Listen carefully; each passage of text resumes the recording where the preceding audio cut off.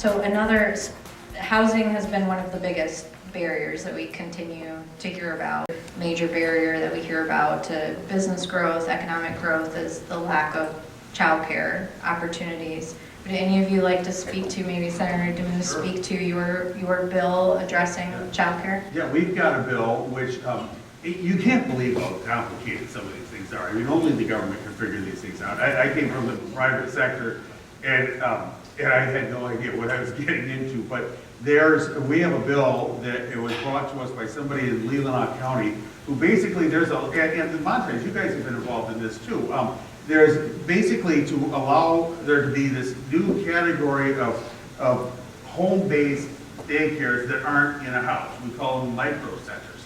And so it's a very simple premise that look, imagine my wife wants to run a daycare out of our house. Like, God forbid, I don't want that. You know what I mean? That would be a nightmare. But could she go to a building that's right down the street, or church or something, and do the exact same thing in there, where the kids, I can tell you, are going to be a lot safer than they are in my living room. But you can't do that. You cannot do that. It's a whole different category of things. And so, but what's funny is we introduced this with broad support, and there's so many challenges with that little pushback here, and this doesn't work, and this doesn't work, that now it's about to become a 345-page bill just to allow this little thing to happen here. And I was just talking to Abe right there. I mean, Abe Monte beforehand, that you guys have a child care center ready to go, and you've had, what, 9 inspections, and you're waiting for one little sign off. And this local, I didn't know about this until yesterday when you were calling our office. One local unit of government isn't communicating properly with the state government. You have 36 families ready to start tomorrow, and this has held it up. So there is a lot of red tape and bureaucratic things that need to be fixed. But the good part, and the same is true with housing, is I do think that people are aware of this. I mean, I think we're going to start making progress on some of these things. I've seen this with housing. It's a desperate situation, but I've seen so many cool things. Not to keep pointing on you, but what is Pine Pond? Is that what it's called?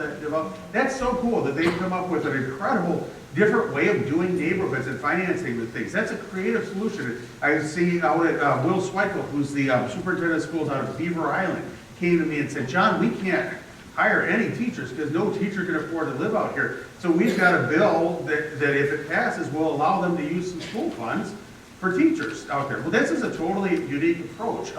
Some of the houses themselves are changing. I took a tour the other day with the Michigan Manufactured Housing Association. They had a couple of models down in Lansing. And I walked in, I said, oh my gosh. I mean, these were not like what I pictured of the old mobile homes. These are really nice. And if we can change some zoning, these might be solutions. So just like in housing, childcare has some of these things too. And I think we're going to get to the bottom of some of these problems because people are starting to think differently and come up with different solutions. Quick anecdote. Now, I'm a realtor also. I think I'm the only realtor in the house. So housing has been very important to me. And, you know, over 20 years I've had a real estate license. I see some other realtors in the crowd out there, so that's great.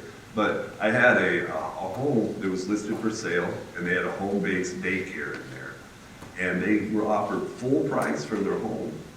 And then when they looked at trying to transfer their license and get into the home to do another home-based daycare, they weren't able to do it because of the regulations. So they did not accept the full price offer. That's the only time in 20 years of selling houses that I've got a full price offer where the seller did not accept that deal. And it was all issue because how difficult it was to navigate the system. So it's 345 pages, does not surprise me, unfortunately. Not at all. Yeah, I would say reduction in regulation without, giving up safety. If one of these child care workers can watch 4 kids, let's bump that up one, allow them to watch 5. And I can't get a good answer when I ask, why did we pick that number? When I ask down in Lansing. So I think it's things as simple as that, but to actually get the solution done, get the governor to sign it, it takes a lot. It takes a lot. I'd like to turn back to local tools, speaking to local development tools. In our most recent Economic Pulse survey, local leaders identified mixed-use development as their #1 choice of development type in our region. And there are 2 tools that have been used over the years to support mixed-use redevelopment, commercial development. across our region. The Obsolete Property Rehabilitation Act, OPRA, that you mentioned, and the Commercial Rehabilitation Act. Both of those tools, so one sunset in December, and OPRA is set to sunset at the end of this year. So we are potentially losing two of those state-enabled local tools.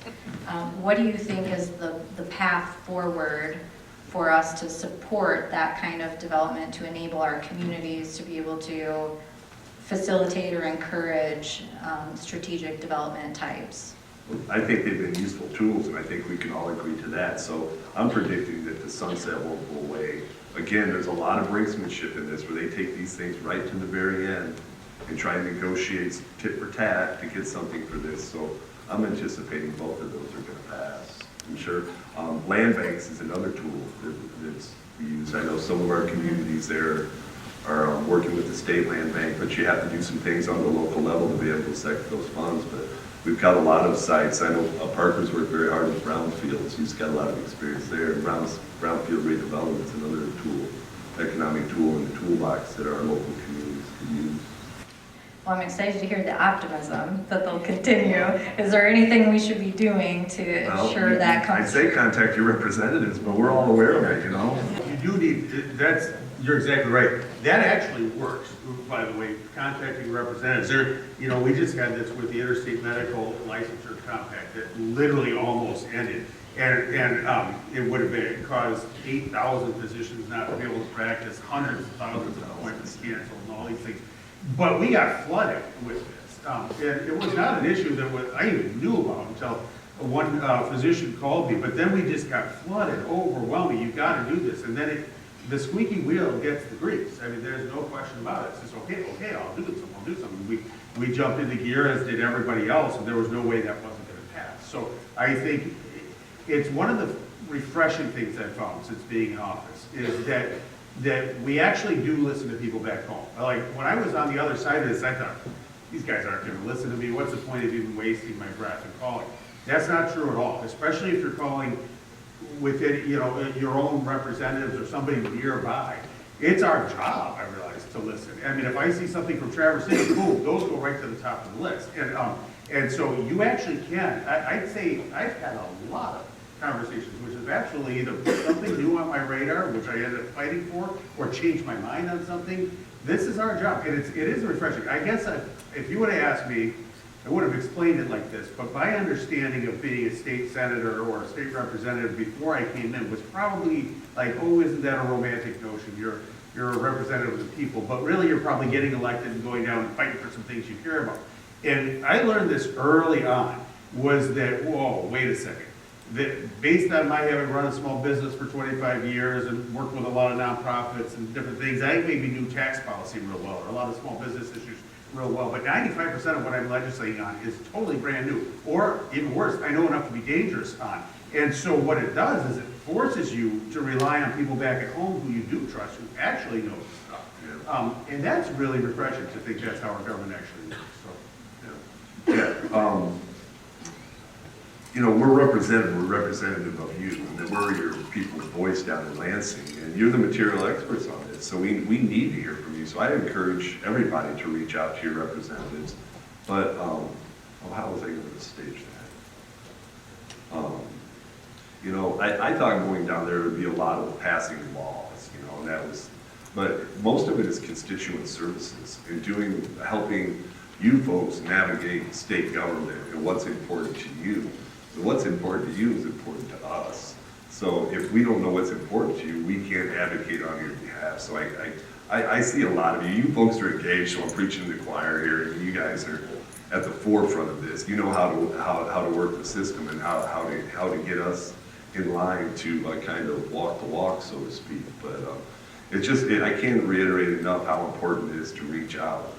We get expedited access to the departments. If somebody is having trouble, if one of your employees is having trouble with state government, have them call your state rep. We'll get it done by the end of the day, where they might take 2 weeks to push 1, push 2 on the button, but we can get it done really fast. And I was really surprised at the expedited access that we can do for our citizens.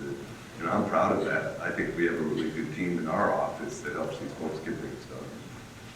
I'm right there with those guys. I don't need to belabor the points.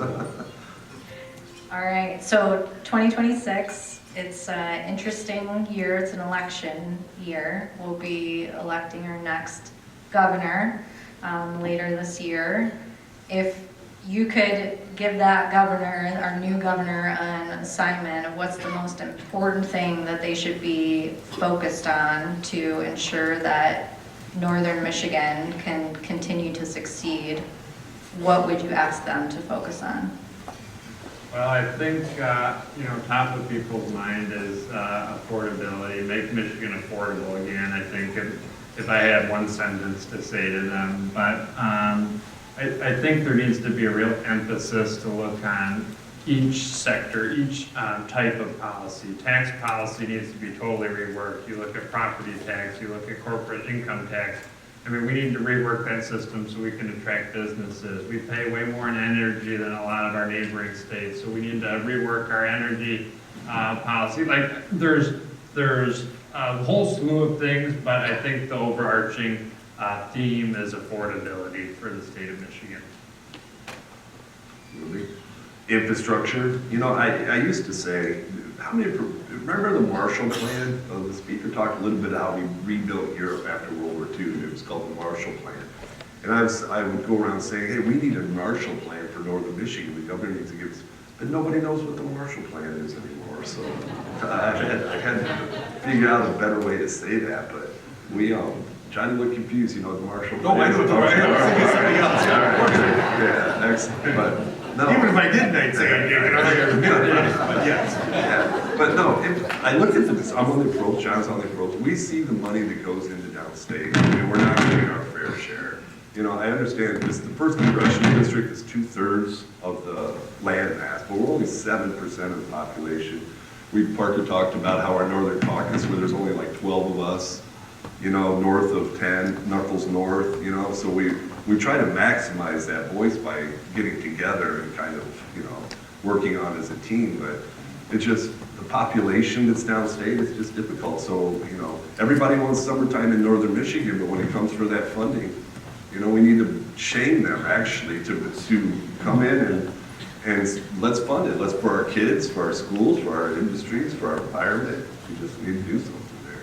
That's what I would say. Yeah, both of you guys, I totally agree with. I think those are really good points and well stated. I guess my answer is maybe a little different because it's not exactly focused just on Northern Michigan. But it's something that has to happen in order for us ever to get to the point of being able to focus on Northern Michigan. If I had a chance to talk to the new governor, I would say you need to change the political culture of what's happening around here.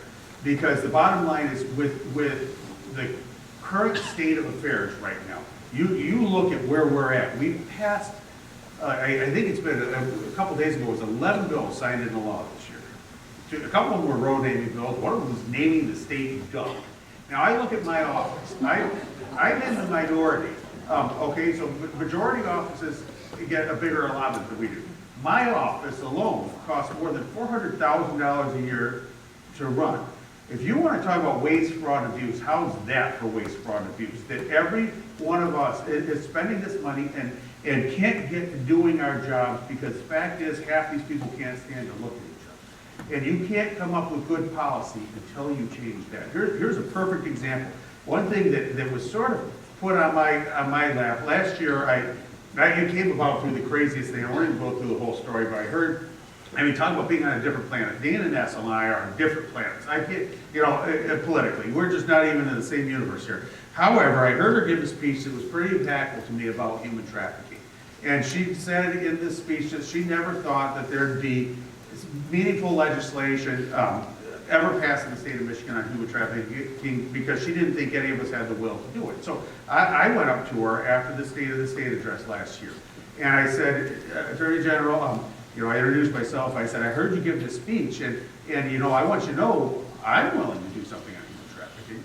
And it started a relationship that was really fascinating. You wouldn't think we'd be in the same room with each other, but I admitted to her, I said, to be honest, if I'm being totally honest, I don't even necessarily know what human trafficking is. I mean, I kind of get the idea. I know it's terrible, but what's actually happening. And so she put her people with me for hours to go through what's happening underneath our noses. It's unbelievable. And I told the Attorney General, I said, look, I'm not an attorney and I'm not a law enforcement person, so I don't know what to do. What can we do that can help? And I said, not only that, no legislation is going to ever fix this because it's already illegal. But can you help us construct some bills whereby 2 years from now, this was a benchmark, 2 years from now, there will be a significant number of women and children and even men who wake up that day and are not being trafficked who would have been if it weren't for our bills. And that's exactly what they did. And we made it bipartisan, and we worked our butts off to get it done. They were terrific to work with, and we got it past the Senate unanimously. Now I'm hearing that because Dana Ness was involved, those will never be brought up for a vote. So there's going to be victims because a group of people over here hate a group of people over here so much, they'd rather see more victims than to work with that person. And that's why I say, until this is more important than any policy you could imagine, because until you fix that, you can't even get to policy. We may get little one-off things here and there, but imagine that over the past couple of years, what a squandered opportunity this was, because we have divided government. I did not agree with what was happening when the Democrats were in charge of everything. They were pushing through a highly partisan agenda that really was, I think, did some real damage. But now we've got a divided government. What an opportunity to put aside the sort of, more partisan stride stuff and just focus on things that really would appeal to a broad swath of Michigan that really matter to our state. We could have made hay the past 2 years, and yet we've gotten almost nothing done. We've got to fix the culture. And that, last thing I'll say, because it's something I've thought about before, because I'm always thinking about speeches and what people should say, and I'm from a communications background. What a refreshing thing. Wouldn't it be refreshing to see a governor get up in their first State of the State address? I'd give them this line, let them use it, say, you know what? Every one of you in this room left something behind to come serve. And it's my goal that every one of you goes home feeling like you've accomplished something and proud of the work you did here. I mean, what a tone that would set for state government moving forward. So that's the type of thing I would talk about. Thank you. The wood duck, by the way. is our state duck. We can all argue about that later. So my final question for you, and you may have partially answered this, but if you want to elaborate on anything or add anything, please do. If you could change one thing, policy, investment, or approach to better position this region for the future, what would that be? Yeah. Oh, gosh. The senior senator. I'm still catching my breath from my last sermon. What it would be for me is to do the things you're doing in this area to really help us rebuild a year-round economy. And I am the co-chair of the Hospitality and Tourism Caucus. This is extremely important. These industries are so important to us. But you can't just have, I always like it, having an economy based on that, it's a little bit like eating candy 3 meals a day. I mean, at the end of the day, it's not a healthy economy. I would look for policies that would help encourage more year-round endeavors, especially along the lines of manufacturing. I think we have nothing but opportunities for especially small and mid-sized manufacturing up here, all throughout the Upper Peninsula and northern Lower Michigan. I just think it's nothing but opportunity. I would work towards policies that would help us do that. You can't argue with that or agree. I mean, I certainly agree with that, but working with you folks, I see a lot of your faces out here. I see in Lansing, so your trade organizations, your Chamber of Commerce's, your economic development groups, supporting you guys so you can do what you need to do, because you guys are the ones, we're not going to change things big time down in Lansing, but you guys are changing our community every day, so just more support for you guys and communication on what tools you need down from Lansing to support you in your endeavors every day. You're the employers, you're the housers, you're the medical folks, you guys are the nuts and bolts of our region, so thank you. Yeah, you look at, I think infrastructure for me is the one thing, if I could focus on something after this year and going on, I think it's tools to help you guys create business, create housing, create opportunity for folks to come up to Northern Michigan.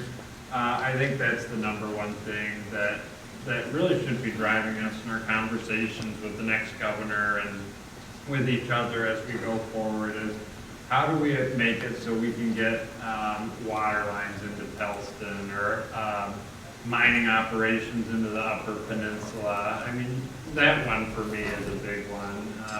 The UP has been just losing population, schools closing, hospitals closing, and there is an opportunity there in the Upper Peninsula to really see some growth. And I think if we could just unleash it in a healthy way that's healthy for the economy, healthy for the environment, I think we can really see some influx of people into the area. Thank you. Is there anything that I didn't ask that you'd like to add? Yeah, these are getting Anything we didn't cover while you have the floor and 300 people in the room to listen? Anything else you'd like to add? We should open up to a question from someone in the audience. Ooh, we're going off script. I'll accept it. It's not often you get people to say that. Usually people don't want that. What do you think? Someone's got to Wes is going to help run a mic. Right here. We might not need the We mic. can hear you. Kelly in the front. Yeah, he's working. Hi, Kelly Lively with Senator Peters' office. And I just wanted to touch with you on the bill that has been introduced, I do believe, to create the account to put Storm Act funding into so that that money can get out to the communities that it has been awarded to. Talking about the DSEP through the state police to raise the Yes. cap on the, yeah. Well, yeah, so the senator passed the Storm Act some years ago. That's They put a lot of money in through FEMA to come and become a revolving loan fund in the state. But there's been a holdup because the state needed to actually pass a law to create the fund to put it in for the state police to pass it out. And so there's communities around the state that are still waiting, and it's been like 3 years. Yeah. So it's been introduced, just look for it. Good. I Yeah, talked to we you about talked it. about that, and I gave you the phone numbers, hopefully. Yes, they were- yeah, and the senator's made some calls. That is a good one. I would actually like to see emergency management moved away from the Michigan State Police. I think it has to be done. I'm working on some bills to make that happen. Most other states have like a separate department or a designated team who knows emergencies. In a lot of cases, I probably shouldn't say this, but the Michigan State Police, it's like a retirement job for these guys after, and they have no clue what they're doing. I would really like to see it move away from the Michigan State Police and That's honesty. He's Yeah. being honest. No, Senator Peters has done a really good job at that. And I agree. I mean, all of our counties, we've all learned to lean on our emergency managers, have we not? Can we do that at the state level too? Yeah. I will for sure take that back. Thank you. Let's coordinate again, because that was a couple weeks ago you reached out about that, so let's coordinate that. That was a good final question, wasn't it?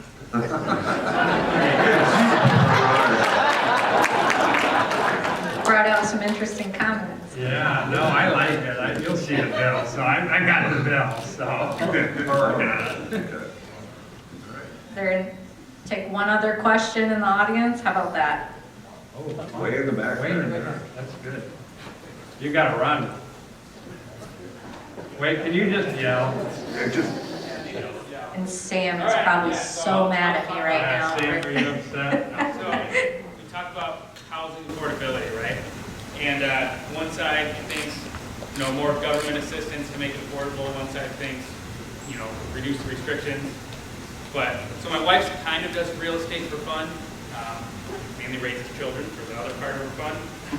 And 80% of the offers that they get on the houses, and they're always the offers that are the most, are some sort of corporation that they're going to rent out the house. So my question is, if we're competing against these people that are, buying these houses that can afford it, that are huge corporations, or whether they're like maybe 5 houses they're going to rent out or whatever it is, how do we compete with that? That is a great one.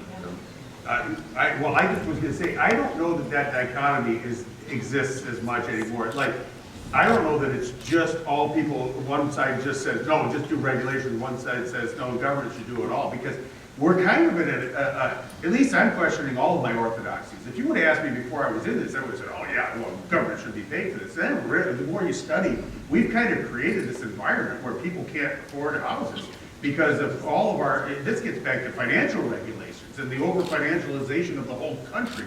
And so as a result, some of this stuff, we may have to help on some of these cases here. So I don't know that that dichotomy totally exists. I'm willing to look at both. I don't think we should be in the government just buying people's houses and giving them away. That's not what America's ever been about.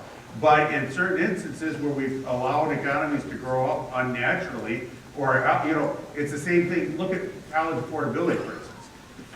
College has gone through the roof in no small part because of all the easy access to federal student loans. I mean, so this was a case where the government has actually caused the problem. They were trying to solve the problem. They actually caused another problem. Now it's not fair to say that this kid, well, sorry, that's the market. You owe $80,000. It just doesn't work that way because we've screwed up what was the normal market, at least. I don't know if that makes any sense. But You're referring to Airbnbs, I believe is what you're talking about. I think a lot of that should be done at the local level, not at the state level. We shouldn't be making those decisions in Lansing. Every one of you has a unique community, and you should be, talking to your local representatives about what that is. But it's absolutely happening, especially in Northern Michigan. You see these venture firms buy up 10 houses at a time or 5 houses at a time, and then they short-term rent them out. I think it's really impacted our market up here. I'm trying to buy a house right now. I've got a baby coming in 2 weeks.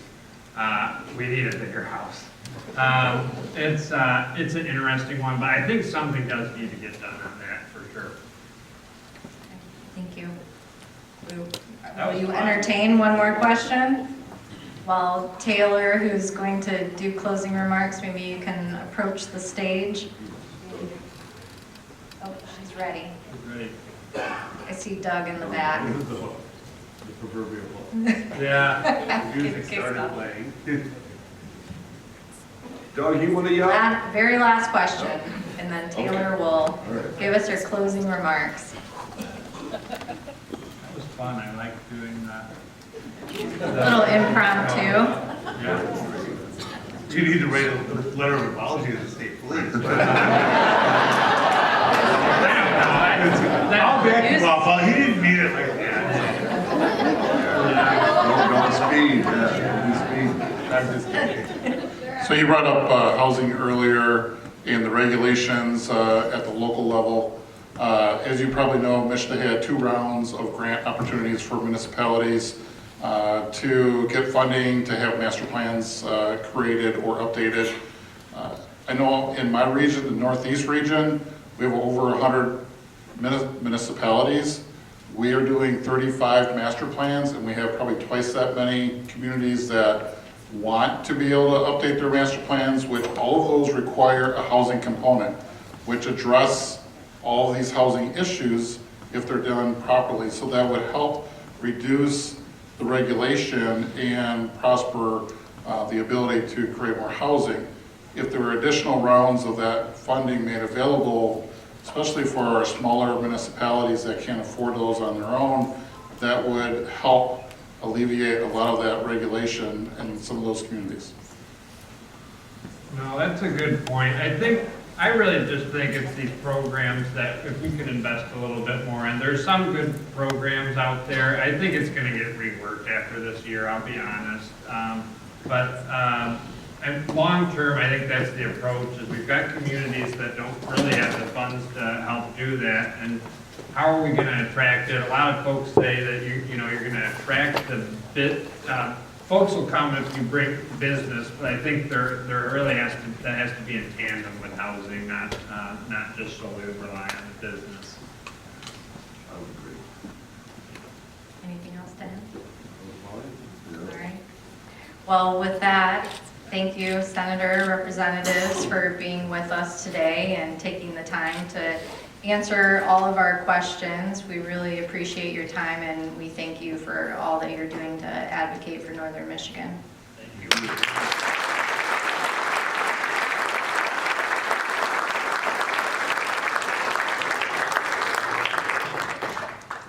Good afternoon, everyone. My name is Taylor Sides, and I am proud to serve as the NLEA's 2026 chairperson.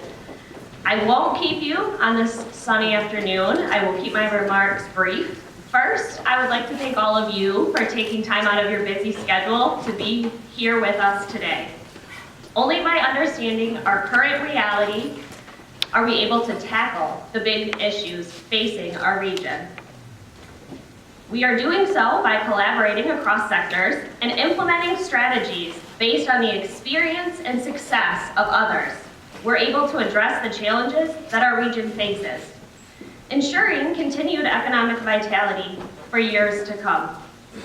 While we didn't solve everything today, the conversations that you all participated in are integral to this process. Second, I'd like to thank all of our sponsors for making today's event possible.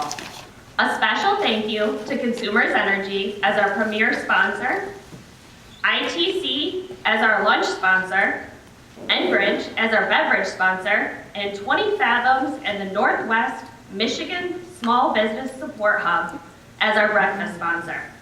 And of course, Kilwins for allowing us to say yes every time all of you asked if we were going to have ice cream today. Additionally, a huge thank you to Boyne Mountain for hosting us and welcoming us onto the Sky Bridge after today's event. The lift will start at exactly 2 o'clock. However, you're able to pick up your tickets at the same place that you picked up your registration badges. So please feel free to collect your ticket and enjoy the beautiful Northern Michigan weather. Third, thank you to all of our panelists and presenters who made today's program so informative and engaging. To David Malpass for serving as our keynote and connecting his extensive international experience and knowledge with what's happening here in our region. To our elected officials for giving us an insight into the shifting nature of the state politics and for opening it up for an open question and answer. Finally, I want to say thank you to the NLEA staff who dedicated a significant amount of time and energy to pulling this event together. Now in its 5th year, this event has risen to be a premier regional event for economic and community development, providing an unparalleled opportunity for education, networking, and advancing conversations that are critical to our region's continued prosperity. It's also an opportunity to celebrate some of the community champions of our region. Let's give one more round of applause for all of our incredible award winners today.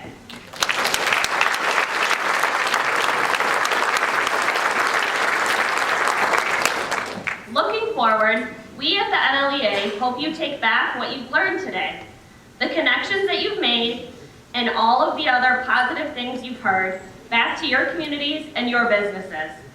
And know that the NLEA team is here to support you in all that you do. The important work of building greater economic resiliency and opportunity is core to who we are. From supporting business growth to development and infrastructure needed to meet the evolving needs of the communities to conversations like today, we're committed to building a stronger economic future for this region. Thank you to all of our annual investors who continue to power this work year-round. And to the others, we hope that you'll consider joining us as an investor of the Northern Lakes Economic Alliance to ensure that the momentum continues so that future generations can continue to make, grow, and build right here in Northern Michigan. Thank you all again for attending today's event and the critical role that you all play in ensuring our region is a place where our residents, communities, and businesses thrive. Now go enjoy the rest of your Friday afternoon and be sure to check out the Sky Bridge.